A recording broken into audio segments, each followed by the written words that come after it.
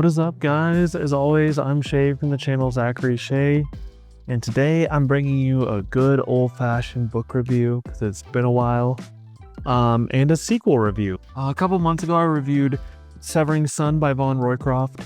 I'm going to keep it spoiler-free until I get to that segment. You know, I really enjoyed this book. I thought some of the relationship problems with Vaughn and Elan were cyclical, and I gave it, I think, 4.5 stars. And then after reviewing this, Vaughn Roycroft was kind enough to send me books 2 and 3 signed and personalized. Oh, the book I'm reviewing is Bold Ascension. Decimate? He nodded. Yes. You mean they kill them? Arias nodded again. She shuddered. They sound horrible. Well, that backfired. I see what you mean. They are a bit scary. When I was a boy, they terrified me, but I always admired them. All Danians do. We're glad they're on our side. You're not scared of them anymore? He shook his head. Especially not since I've gotten to know some of them. Arias watched her. Your mother was once a blade wielder, you know. Bryn's eyes widened, but she quickly veiled her reaction. That figures, she glanced his way. So my mother has killed people. He saw no way around it. Our enemies, yes. A lot? I suppose many people would say so. How many? I'm not sure, but in war, it's kill or be killed. Man, is this book amazing. Now, again, because I've already laid out that I'm more inclined to give an author that I think is a good person, I'm more inclined to give their book attention. That doesn't mean I'm going to give it a positive review if I don't love it. Thankfully, I do love it. Bold Ascension is such a huge, if you think he was going to turn right, he turns left. This is such a different book than Severing Sun, and I think it is stronger for it. I loved Severing Sun for its coming-of-age story, for the way it kind of takes the chosen one and examines him and examines the pressures there, and it examined fatherhood and the weight of legacy very, very well. I think Severing Sun is a perfect book for what it's trying to be. But the goals in Bold Ascension, first of all, it's a far more ambitious book.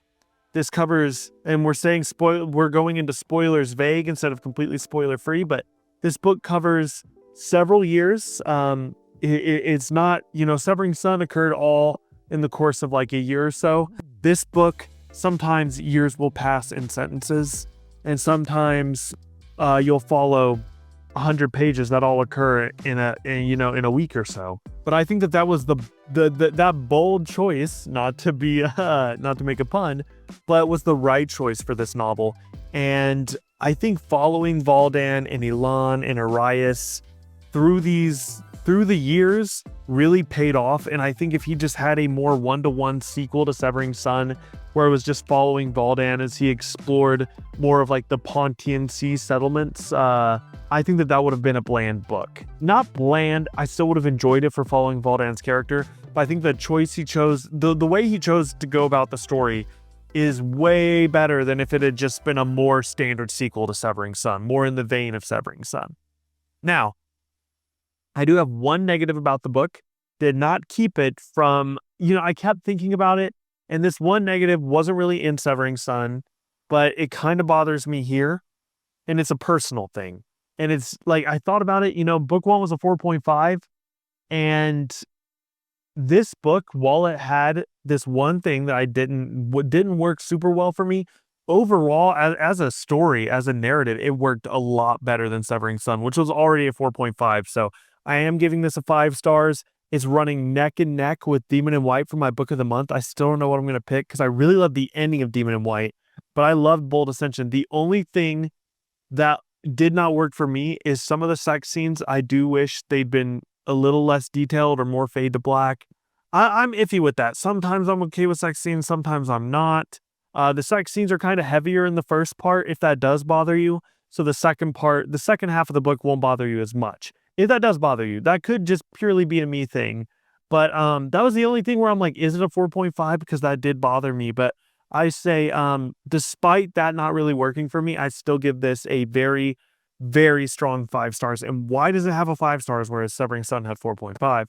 Mainly favorite part of the book, hands down, is the relationship between Arias and Bryn. The relationship between Arias and Bryn is magnificent. Probably the best relationship written in the series. I'd go as far as to say even better than Vaughn and Elon's relationship, which is kind of the center point relationship of the series so far. And I think it is a very well written one. But I mean, I just like wholesome relationships. And while Arias's and Bryn's, I keep forgetting Bryn, my favorite character. While Urias's and Bryn's relationship is far from perfect, there is a wholesome aspect to it, and I think that those two characters just work really, really, really well together. I'm very nervous going into book 3, Destiny's Doom, to see what happens with, like, what terrible thing is going to happen, because with a name like Destiny's Doom, no way it's going to be all sunshine and rainbows. But I also want to speak on the main character of this book, which is not the same character that I thought he was in Severing Sun. Vaughn felt like the chosen one archetype in book 1, and in book 2, Vaughn Roycroft almost twists that chosen one trope to where it's almost unrecognizable. And there are so many points in this story where I wanted to wring Vaughn neck. He really tests how much you can empathize and feel for this character, and he really does remarkably well at walking that line. There's so many times where I hate him, and then we get a quiet scene with him, and then, something tragic happens, and it's like, do I hate him? I definitely don't like him. I definitely do not like him, but it's hard to hate him at times. But then other times it's remarkably easy to hate him. So I will say that he's not hateable. He is hateable, but he's also not easy. He's actually rather difficult, but you are able to empathize with him. And I do think it would be difficult not to empathize with him on some level, even though in and of itself it is kind of difficult to empathize with him whenever he's making these terrible mistakes. But when bad things happen to Vaughn, or when things don't work out the way he planned, you do feel some sympathy for him. But really what we're seeing with Vaughn is the deconstruction of the destined hero. Vaughn has come to believe these prophecies wholeheartedly. He may act like he doesn't, but he really does believe these prophecies to his own detriment.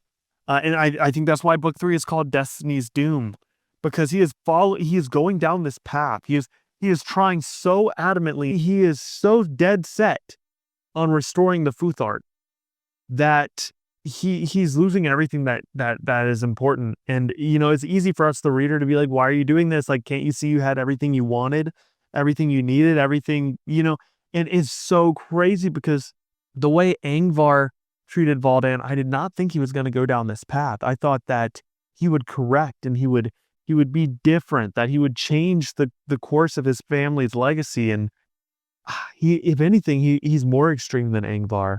It's so tragic to see from the viewpoint of Bran and Elon.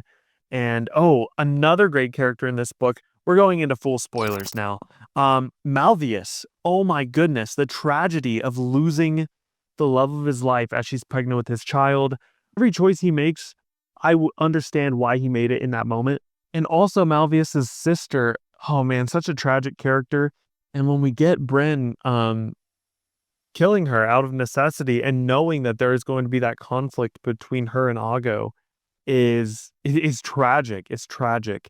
And another relationship I loved, Bran and Aggo, I thought was hands down one of the cutest parts of this book. Not that there's a ton of cute parts of Bold Ascension. It's a pretty extreme book at times. But it was very cute and wholesome, and I enjoyed it a ton. Arias has always been great. Thadmir, I enjoyed his sections, though he didn't have a ton. And I think Amaga is one of the most misunderstood characters of the series. I don't know if she's misunderstood by readers. I'd like to start a communication on that. If anybody who has read Bold Ascension, if you're here this far, I assume either you've read it or you plan on reading it. I'd be interested in knowing how you felt about Amaga and how you felt about Vaughn and Elon's relationship. I thought Amaga was treated very poorly by Elon, and I did not. I was not a fan of Elon in that, even though I usually am Team Elon.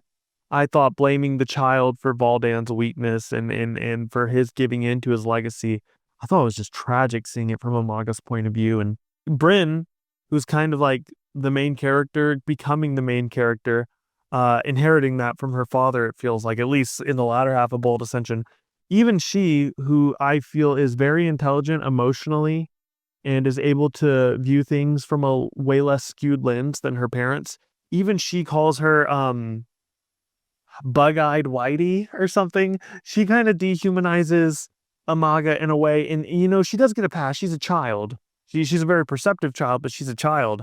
But you see this child's perspective of Amaga. But don't forget, earlier in the book, Amaga herself was a child. And, while she may be grown in the eyes of the clans, she's still a kid. Vaughn took advantage of a kid. And she had her own perceptions. She got, just like Vaughn, she was corrupted by the promise of destiny, by the promise of greatness. It doesn't make her downfall any less tragic than Vaughn. And yeah, so many great characters in this book. I really think with the trajectory, if this book was as better from Severing Sun as it was, I think Destiny's Doom is going to be even more excellent. So, final part of the video, if anyone's still sticking around, I am talking about my theories for Destiny's Doom. So, I don't have any theories like cemented. I haven't looked online. It's just I thought that book 2 was such a toss-up from book 1 that it would be interesting to see what my theories are going forward, and I can come back and look at this and be like, oh man, I was way wrong. Or I could be like, hey, I was onto something. But I think we're going to see that conflict between Amaga's son and another son that Vaughn has, that is purely of the Amalus line. We have that woman, I'm blanking on her name, but at the end of the book, he's, observing her hips, and Vaughn is kind of a degenerate when it comes to women. He's kind of lustful, and it doesn't look like Alon's letting him back into her bed, so it looks like he's going to go that route and sire an Amalus child. So I think that we're going to follow a conflict between the Wolfus and the Amalus child, with Brynn being kind of the POV of that conflict. I know he's POV swaps a lot, Vaughn does in his books. I think there's going to be the conflict between the Empire and with Vaughn people, but there's also going to be that conflict between his two sons. And I don't know if that'll come to fruition in Destiny's Doom. That could just be something that comes to fruition in the sequel trilogy. I do know I really want some more Arias and Brynn. Why am I just on forgetting Brynn's name? But yeah, that's just some few brief thoughts on it. Anyway, if you've read Sunder Nation trilogy, let me know what you thought of it. Let me know what you thought of book 2, and peace.